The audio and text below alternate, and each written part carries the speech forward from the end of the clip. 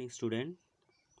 आज हम हिंदी की क्षितिज पाठ एक दो बैलों की कथा के बारे में पढ़ेंगे, जिसके लेखक है मुंशी प्रेमचंद जी। सबसे पहले हम इनका जीवन परिचय या उनके बारे में जानेंगे कि मुंशी प्रेमचंद जी कौन थे, कब उनका जन्म हुआ था। मुंशी प्रेमचंद का जन्म 1880 में बनारस में हुआ था और उनका मूल नाम धनपत राय था। प्रेमचंद का बचपन के अभाव में बीता और शिक्षा बीए तक ही हो पाई थी। उन्होंने शिक्षा विभाग में नौकरी की, परंतु असहयोग आंदोलन में सक्रिय भाग लेने के लिए सरकारी नौकरी से त्यागपत्र दे दिया था और लेखन कार्य के प्रति पूरी तरह से समर्पित हो गए थे। सन 1936 में इस महान कथाकार का देहांत हो गया था। बच्चों, मुंशी प्रेमचंद जो एक साहित्य क्षेत्र में बहुत ही ख्याति, इन्होंने महत्वपूर्ण जो लोगों को जानकारी दी देश के प्रति, कृषक वर्ग, दीन बंधुओं के प्रति।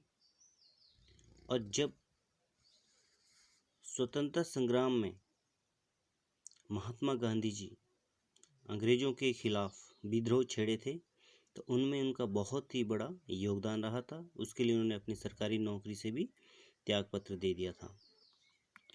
उनकी कुछ कहानी, उपन्यास, नाटक प्रमुख है, जो इस प्रकार से हैं, जैसे सेवा सदन, प्रेमाश्रम, रंगभूमि, कायाकल्प, निर्मला, गबन, कर्मभूमि, गोदान उनके प्रमुख उपन्यास हैं। उन्होंने हंस, जागरण, माधुरी आदि पत्रिकाओं का संपादन भी किया। कथा साहित्य में के अतिरिक्त प्रेमचंद ने निबंध एवं अन्य प्रकार का गद्य लेखन भी प्रचुर मात्रा में किया। प्रेमचंद साहित्य को सामाजिक परिवर्तन का सशक्त माध्यम मानते थे। उन्होंने जिस गांव और शहर के परिवेश को देखा और जिया, उनकी अभिव्यक्ति उनके कथा साहित्य में मिलती है।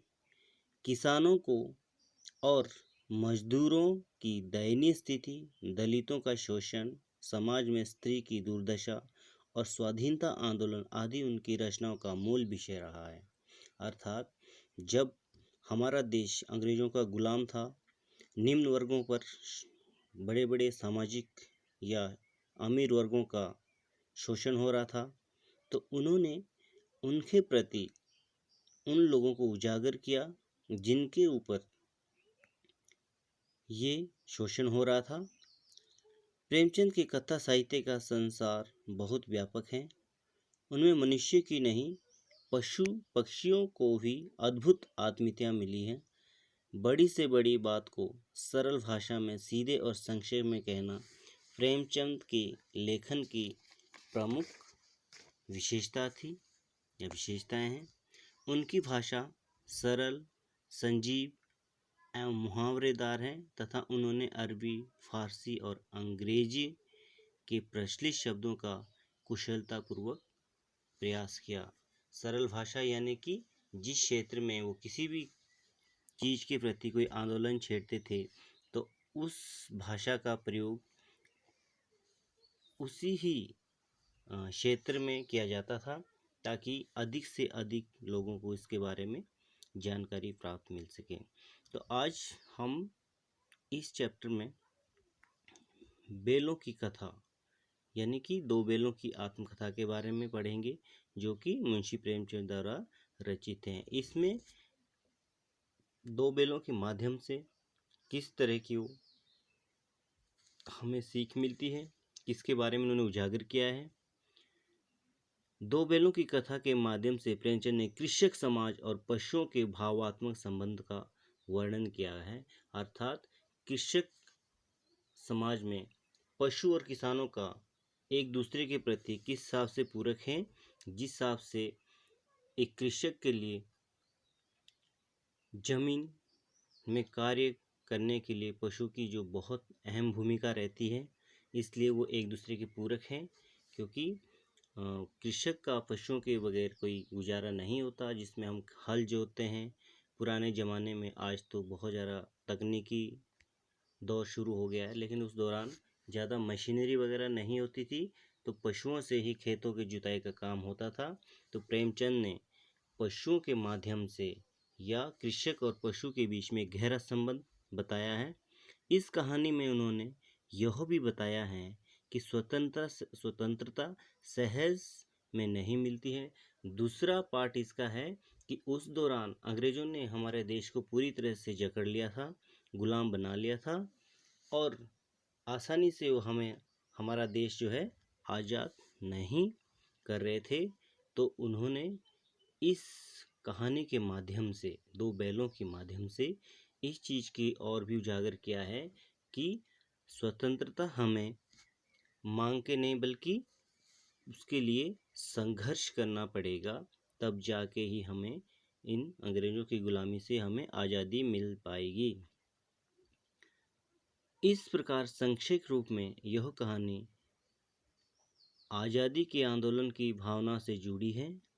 इसके साथ ही इस कहानी में प्रेमचंद ने पंचतंत्र और हितोपदेश का परंपरा का उपयोग और विकास भी किया है। उस दौरान जब महात्मा गांधी ने असहयोग आंदोलन और सविनय अवज्ञा आंदोलन छेड़ा था, तो उसमें मुंशी प्रेमचंद का भी बहुत ही बड़ा योगदान रहा है। और उन्होंने यहाँ तक कि एक सरकारी नौकरी पर कार्यरत थे, लेकिन गांधी जी के कहने पर जब गांधी जी ने संघर्ष किया था, तो बहुत सारे ऐसे हमारे स्वतंत्रता सेनानी आंदोलनकर्ता, उन्होंने सरकारी नौकरी से त्यागपत्र दे दिया और अपने देश के लिए, अपने आज़ादी के लिए संघर्ष किया। इसी तरह इस कहानी में भी दो बैलों के माध्यम से उन्होंने कृषक वर्ग, निम्न वर्ग के ऊपर हो रहे अत्याचार को उजागर किया है, जिससे हमारे देश को स्वतंत्रता के लिए लड़ने वाले आंदोलनकारियों को बहुत अधिक प्रेरणा मिलती है। और इसमें दो बैल होते हैं जिसका नाम हीरा और मोती होता है, और उनका मालिक जो है वो झूरी होता है। तो वो बहुत ही, जिस हिसाब से मार्मिक ढंग से इसमें वर्णन किया गया है, दो बैल आपस में बहुत ही उनकी मुख भाषा में बातें करते हैं। मुख भाषा होता है जो कि इशारों में बातें करना। जब उन्हें खाने के लिए दिया जाता था, तो साथ ही एक नाद होती है जिसमें कि पशुओं को चारा डाला जाता है। मुंह डालते थे और जब साथ ही मुंह निकालते थे, और एक दूसरे के प्रति इतना अच्छा प्रेम भाव था कि अगर वो खेतों में इनसे काम कराया जाता था, जोता जाता था, तो अपनी गर्दन इस हिसाब से झटकते थे ताकि दूसरा ये ना सोचे या दूसरे पे अधिक बल ना पड़े, अपने आप को ज़्यादा आगे चलता था, दूसरे के ऊपर अधिक बोझ ना डालता था। और उसी में इस माध्यम से एक उसमें साला होता है झूरी का, और वो ले जाते हैं अपने घर में पशुओं को, तो उन्हें बहुत ज़्यादा तंग करते हैं वहाँ से, बल्कि वो वापस भाग जाते हैं और घर आ जाते हैं उनके, दोबारा उनको वापस ले जाते हैं। उसमें एक बच्ची होती है जो कि अनाथ होती है, और उन्हें उस पशुओं से बहुत ज़्यादा दया आती है।